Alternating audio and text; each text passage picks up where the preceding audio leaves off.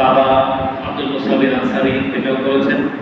তাকে আমরা মালিকপীরের যে অবস্থান আছে নয়া সড়কে সেখানে আমরা সাহিত্য করেছি। তো আজকে আমরা আমার আব্বা প্রধানত ফর্মালিটিসে বিশ্বাস করতেন। অর্থাৎ যে 3 দিনের কুরবানি, 9 দিনের, 40 দিনের এইসবের পক্ষে আমার আব্বা ছিলেন না।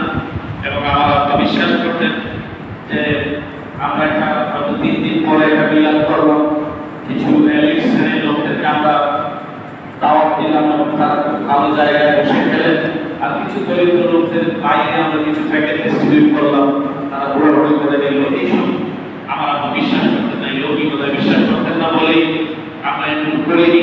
কিন্তু আমরা আমাদের আব্বার জন্য যাতে সবাই দোয়া করে, তার নাজাতের জন্য, তার মাগফিরাতের জন্য, এই জন্য আমরা এই সিলেটে এই এতিমখানা নয়, আমরা আরো বিভিন্ন এতিমখানাকে বেছে নিয়েছি পর্যায়ক্রমে। আমরা কাল আজ থেকে আমি তোমাদের একজন শিক্ষক, তোমাদের একজন স্বজন।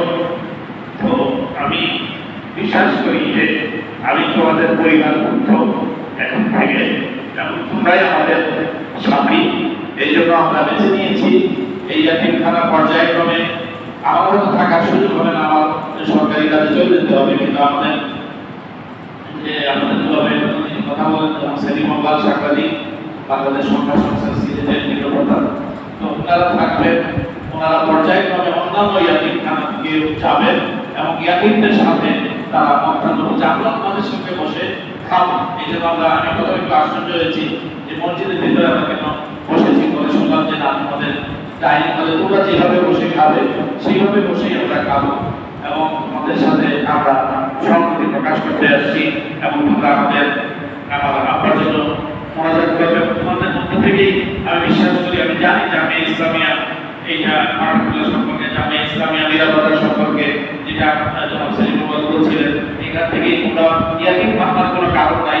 তোমাদের মধ্যে পটেনশিয়ালিটি আছে, তোমাদের মধ্যে প্রতিভা আছে, তোমাদের মধ্যে থেকে ডাক্তার, ইঞ্জিনিয়ার, রাষ্ট্রদূত আগামীতে হবে, বড় বড় ইসলামের মধ্যে তোমরা থাকবে, বড় বড় ওলামায়ে তোমাদের মধ্যে থেকেই হবে এবং ইসলামের যে বাণী, ইসলামের যে মেসেজ তোমরা মানুষের মধ্যে পৌঁছে দেবে। আমি প্রিন্সিপাল এবং মোহতামিম যারা আছেন তাদের প্রতি আমি কৃতজ্ঞতা জানাচ্ছি, যারা আমাদেরকে এই সুযোগ করে দেওয়ার জন্য।